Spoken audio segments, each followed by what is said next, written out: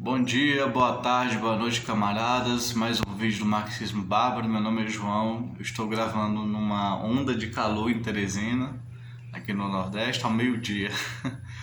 Então, se eu suar aqui, vocês já desconsiderem. Vamos focar no conteúdo. Tá, o que são? Vamos direto ao assunto. O que são biólogos dialéticos? Eu falo aqui nesse vídeo em biólogos dialéticos, não em biologia dialética. Os biólogos dialéticos não negam, por exemplo, a teoria da evolução ou a teoria genética. Eles apenas dão a correção dialética para essa ciência, né? para essas descobertas. Porque o pensamento mecânico impede uma compreensão total, como a gente vai ver com exemplos muito bonitos e claros sobre biologia, sobre essa biologia mais dialetizada, tá? Os proponentes dessa corrente na biologia, gente, na física, na biologia, existem várias correntes, tá? Não é aquela coisa de ciência exata, ciência natural, haver apenas um eixo teórico, linear, perfeito, sem polêmica. Isso não existe. Existem escolas hoje em dia, tá? Isso é um problema, tá? Isso não é exatamente uma vantagem, mas a verdade está em algum lugar, mas isso é para não distanciar toda a ciência humana. Então, eu não vou saber falar direito o nome deles, né? Mas é Lewontin e Lewin. São os dois biólogos dialéticos, eles são muito famosos, tá? Eles escreveram o livro Biólogo Dialético e o livro Não em Nossos Genes. Eles dominam muito bem a matemática. Tem uma parte da biologia, para quem não sabe, que é muito matematizado sobre populações e tal, estatística. Eles têm um trabalho matemático muito forte, tá? E aviso para os marxistas, você tem que entender de matemática avançada, tá? Então eles rompem com a concepção de Descartes, né? A concepção cartesiana que separa o mundo, né? Que faz com que o mundo seja como um relógio, com as partes funcionando de forma causal. Não, o mundo é um organismo contraditório, um organismo vivo, com saltos de qualidade. Ele não é como uma máquina, mas como um organismo. A gente vai ver isso com exemplos claros. Eu vou direto por exemplos. O primeiro exemplo de biologia dialética. Diz a biologia em geral, um senso comum dos biólogos, que o meio seleciona a espécie. A espécie tem que se adaptar ao meio. Isso é uma concepção capitalista, né? E que você não deve ser ativo, você tem que ser adaptativo ao meio. E o que eles dizem, não é nem não, é assim, é verdade, mas não é toda a verdade, é metade da verdade, logo é uma mentira, porque exclui a outra metade, o oposto, que é a verdade oposta que também vale, que a espécie seleciona o meio. E ela seleciona de várias formas. Uma das formas da espécie selecionar o meio é ela migrando. Então, se aquele meio está hostil, ela migra para um meio menos hostil, tá? E contribui para esse meio menos hostil, por exemplo. Então, a espécie tem que se adaptar ao meio, mas o meio também é selecionado pela espécie. Não só o meio seleciona a espécie, como a espécie seleciona o meio. Inclusive, a espécie modifica o meio. O meio é modificado pela presença da espécie. Tá? E aí, aqui eu vou fazer um parêntese, que é o seguinte. A espécie tem que se adaptar ao meio, mas o meio tem que se adaptar à espécie. Eu vou dar exemplos aqui que são os mais próximos que eu tenho. Tá? Por exemplo, a mangueira, o pé de manga, que produz a manga, é do Extremo Oriente. Tá? Aquela região indiana, se eu não me engano, e ela veio para o Brasil e se adaptou bem ao solo brasileiro, ao clima brasileiro. Mas também o meio ambiente do Brasil se adaptou à mangueira, tá? Ao pé de manga. Por exemplo, o exemplo contrário. O javali veio para o Brasil de forma ilegal e errada e virou uma praga, tá? Então o javali se hiperadaptou ao meio, ou seja, ele não tem predador, nem a onça consegue caçar direito o javali, porque o javali anda em bando, o javali é pesado, é forte. Então nem a onça consegue predar o javali e virou uma praga no Brasil. O meio não conseguiu se adaptar ao javali, não conseguiu incorporar o javali no seu meio ambiente. O meio ambiente não conseguiu se adaptar ao javali, é literalmente isso. Existem espécies invasoras que se adaptam, que se adaptam ao ambiente e que o ambiente se adapta a ele. Existem espécies invasoras que se adaptam até demais ao ambiente, mas o ambiente não se adapta à espécie invasora. Aqui só para dar um exemplo, tá? Segunda observação que eu acho que vale a pena deixar. Vocês já estão vendo que é uma riqueza, né? Já muda a nossa forma de pensar. A adaptação, ela é relativa, tá? O exemplo que eles dão, o exemplo principal, é que nos ambientes desérticos muito quentes, as raposas, por exemplo, têm orelhas avantajadas, orelhas maiores, que permite dissipar o calor, né? Permite que o corpo não fique superaquecido. Então, orelhas maiores, pontudas, mais abertas, tem os nervos, as veias que passam por essas orelhas. Isso faz com que eles controlem a temperatura corporal. Legal, isso é uma vantagem evolutiva. Por outro lado, isso gera maior incidência de carrapato no bicho, no animal, na orelha dele. Então, uma adaptação é relativa. A adaptação não é só relativa, ela é contraditória, ou seja, você conseguiu uma vantagem em relação à temperatura, mas isso gerou também uma desvantagem. Ao mesmo tempo, uma vantagem e uma desvantagem, porque ajudou a dissipar o calor, mas facilitou pragas no seu corpo, né? E a adaptação ela é relativa, não só contraditória. Esse caso da raposa serve bem como relativa e contraditória. No caso da relativa, a gente pode ver as tartarugas marinhas. Quando elas vão cavar onde vão botar os ovos, né, dos seus filhotes, e vão ter que enterrar esses ovos, elas usam as nadadeiras. As nadadeiras são péssimas para mover areia da praia, mas são bons o bastante, são úteis o bastante. Não é preciso uma super adaptação de nadadeiras que permitam cavar e enterrar os ovos das tartarugas marinhas. Então, as nadadeiras não são muito boas, mas são boas o bastante para a função. Ou seja, a evolução é relativa, a adaptação é relativa, não é absoluta, tá? Terceiro ponto. Eu espero que sua cabeça esteja explodindo, porque comigo a experiência foi maravilhosa quando eu conheci eles. A biologia dialética. Lógico, eu tenho uma propensão a apoiar as ideias dele. Eu sou um dialético também, reivindico a biologia dialética, então a gente tem uma tendência de afinidade. Mas de qualquer forma é incrível, mesmo quem vem de outras escolas. Outra coisa, nem tudo é adaptação. Por exemplo, a cor do animal, certas cores do animal não precisam ter uma função evolutiva, não precisa ter uma função sexual, não precisa ter função nenhuma. Certas características dos animais são acidentais, são contingentes, são sem função, não precisa tudo ter função, sabe? Como se fosse um relógio. Tem coisas que não têm função, e isso eles tiram diretamente de Hegel. Eu posso falar com toda certeza o que eu estou falando aqui, porque na Ciência da Lógica, no livro 2, que é a Doutrina da Essência, o Hegel fala sobre o fundamento. E aí ele dá o exemplo da casa, né? A casa é o fundamento, só que a parede da casa pode ser pintada de qualquer cor. E a parede da casa pode ter um quadro, ou pode ter uma pintura, ou pode ter 2 quadros, tanto faz. Então existe a estrutura básica, que é o fundamento, ou seja, a coisa tem que ser assim, que é a casa. Mas se a casa vai ter a cor rosa ou a cor verde, é contingente, tanto faz. Se ela vai ter um quadro ou não, se ela vai ter 2 quadros ou nenhum, tanto faz. Uns complementos que não são fundamentos, não são fundamental. Então, nisso, a gente tem essas características que não são essenciais. A cor do fígado não tem função evolutiva nenhuma. Tá? Então, nem tudo nos animais, nos seres, nas plantas são necessários, nem tudo tem função evolutiva, nem tudo é adaptação.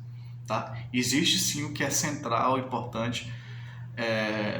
Por exemplo, a estrutura dos animais, dos seres vivos, dos animais, aqui focando mais claramente nos animais, tem algumas estruturas básicas que são típicas de todos os animais que foram sendo selecionados.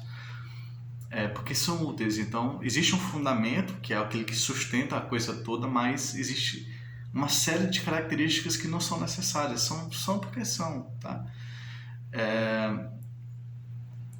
Então, isso fica claro. Segundo, eles fizeram uma gente, a gente não precisa negar a genética. O corpo não é uma carcaça, tá? Existe influência genética do nosso comportamento, do nosso pensamento, mas nem tudo é genético. Por exemplo, dizer que a religião é genética porque a gente sempre teve religião é uma burrice. É uma burrice incrível, assim, que eu vejo biólogos cometendo, que é uma coisa bizarra. Não é porque uma coisa acontece de forma permanente que ela é natural, que ela é genética, que ela é biológica, que é a estrutura cerebral. Não é necessário que seja isso. Tanto é que os países com melhor qualidade de vida não é os mais ricos, necessariamente, mas com melhor qualidade de vida tem mais ateus, tem mais não religiosos, tem mais religiosos soltos, tá? Porque se você tem qualidade de vida, você não precisa da religião para suportar teu desespero de existência, tanto espiritual quanto material. Se você tem acesso a boa comida, boa casa, boa arte, tudo mais, você não precisa de religião, tá? Então, só para deixar esse parênteses aqui. Não que a genética não tenha influência sobre nós, tem, viu? Esse papo pós-moderno de que tudo é social, tudo é construção social é errado, tá? Apesar de ter sim questões sociais. Eu adoto muito a concepção de que existe o biológico socialmente adaptado. O biológico socialmente adaptado mesmo, eu esqueci a outra palavra, o outro sinônimo que eu disse. Ou seja, existem aspectos biológicos que são biológicos, mas são adaptados socialmente, tá? Ou evoluídos socialmente, tá? Isso a gente quebra a dicotomia entre o biológico e o social, que é um complemento aqui que eu estou dando a mais, tá? Mas o que eu quero dizer é que os biólogos dialéticos, eles dizem que a característica do ser depende dos genes dele, da genética, da espécie e do ambiente. Então, existe uma relação genética, espécie e ambiente. Por exemplo, existem moscas que, dependendo da temperatura do ambiente, ela tem mais ou menos olhos, assim, grosso modo, olhos, tá? No processo larval dela de desenvolvimento. Então, pela característica da mosca, a gente sabe o ambiente em que ela surgiu. Então a gente chega a um outro ponto que a característica física de um ser expressa seu meio ambiente, tá? Seu meio ambiente de origem. Isso é interessante, né? Tá? É como o dinheiro, por exemplo, o dinheiro, para ficar mais fácil. O dinheiro, seu real, se você está no Japão e vê uma nota de R$1, de R$2, você sabe que aquilo ali é do Brasil, tem uma origem no Brasil. Mais ou menos isso. Você internaliza um ambiente, tá? Se torna parte da estrutura física. Por outro lado, a gente tem também a lei da interdependência das partes do corpo. Lembra que o Descartes tinha uma concepção de relógio em que as partes estão numa engrenagem e tudo funciona sem contradição, sem interinfluência e tal. Então, o que é que eles dizem? Por exemplo, um músculo da perna pode se desenvolver para correr, da coxa pode se desenvolver para correr, mas dentro de um certo limite, tá? Dentro de um certo limite, ou seja, você não consegue desenvolver uma parte do corpo de forma totalmente autônoma, sozinha, porque ele tem uma interdependência com as outras partes do corpo. Então ele só pode evoluir de forma relativa, não absoluta, tá? Então, uma parte do corpo evoluir depende também da sua relação com as outras partes do corpo, tá? Outra coisa, o olho pode ter, por exemplo, influência de vários genes, tá? E um gene pode ter influência sobre várias partes do corpo. O mesmo gene tem influência sobre várias partes do corpo e uma parte do corpo pode ter uma influência de mais de um gene, tá? Na época de Mendel, que é um gênio, né? A gente não tem nem o que dizer, ele tinha uma concepção meio mecanicista de que um gene é uma característica e tal. Isso foi uma derivação natural da teoria dele, mas que estava parcialmente errado. Depois se descobriu que, por exemplo, se uma flor tem a pétala mais saliente, então ela é rosa. Se ela tem uma pétala mais arredondada, então ela é branca. Então os genes têm relação entre si, têm interdependência entre si também, dialética. tá? Então, assim, às vezes mudar uma característica exige mudar outra característica também, tá? Porque elas estão ligadas, tá? Por fim, só para concluir, o vídeo está basicamente concluído. Existe a lei da população que o Darwin tira do Malthus, né, do economista Malthus. Tem a tradição malthusiana, que é basicamente aumenta a quantidade de alimentos, a população aumenta muito mais do que os alimentos, então a população diminui, porque falta alimentos. Essa teoria está certa, mas em parte está errada, tá? Ela tem tanto uma lei contrária quanto contra as tendências a essa lei.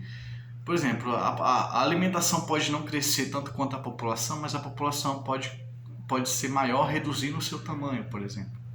A população pode se mudar para outro ambiente, por exemplo. A palavra população aqui está muito imprecisa, tá? Mas a espécie, para ser mais exata, a espécie pode mudar uma parte deles de ambiente, assim, achando mais alimentos.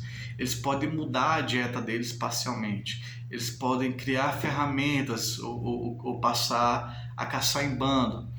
Então, existem várias formas de driblar o limite da alimentação em relação à tendência de crescer a população. A população pode crescer mesmo que a alimentação inicial permaneça igual, tá? Como contra-tendência. Não é que Darwin esteja errado. Essa tese que eu apresento aqui para vocês é que Darwin estava só parcialmente errado. Ele estava certo no essencial, mas ele foi obrigado a ser unilateral por causa das circunstâncias dele, né? Mas também eu tenho por mim que o estresse, inclusive a fome, é o que força também a reprodução. Não é exatamente a abundância favorece a sobrevivência, é verdade. Existe uma relação entre abundância e ter mais filhotes, é verdade. Mas o estresse também produz maior reprodução, porque isso é geneticamente positivo, porque aumentando a quantidade de indivíduos, você aumenta a quantidade de sobreviventes. Então, evolutivamente, faz sentido pensar que a fome, o estresse, é o que gera a reprodução. Por exemplo, a maçã, a macieira, do clima europeu ali, temperado e tudo mais. Tem invernos rigorosos e tudo mais. Aquela região toda ali, eu estou sendo meio impreciso, mas é assim mesmo. E quando ela veio para o ambiente tropical, ela não se reproduz, ela não produz maçãs. Lá, quando ela sente o estresse do ambiente, sente mudança de umidade, mudança de luz, ela produz maçã. Aqui, ela aposta no autodesenvolvimento, no crescimento e tudo mais. Então, ela não produz maçãs no território brasileiro. Porque o sol é muito abundante, o solo é muito abundante, muita luz, boa umidade e tudo mais. Então, ela não produz. Ela só produz maçã no nosso ambiente brasileiro, tropical e tudo mais, quando ela é posta sob estresse. Então corta a água dela, corta alguns galhos, coloca uma substância que estressa ela.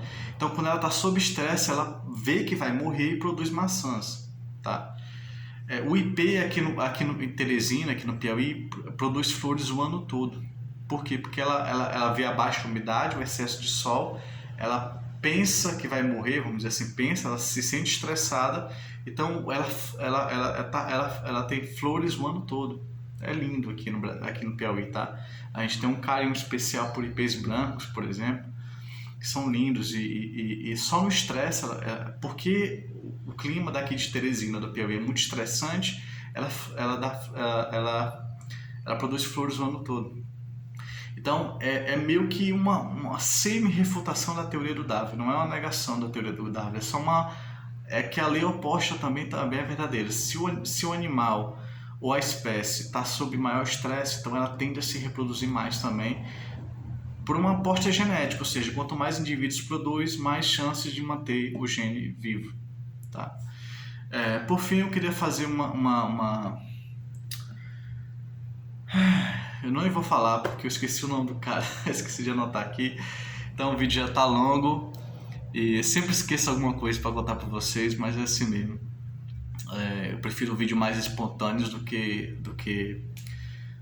aquela coisa fechadinha, tá bom? Prefiro dividir com vocês uma empolgação com a biologia dialética. Não é biologia dialética, para ser mais exato, é biólogos dialéticos, tá? Ou seja, a gente não nega Darwin, a gente só dá um peso maior para a dialética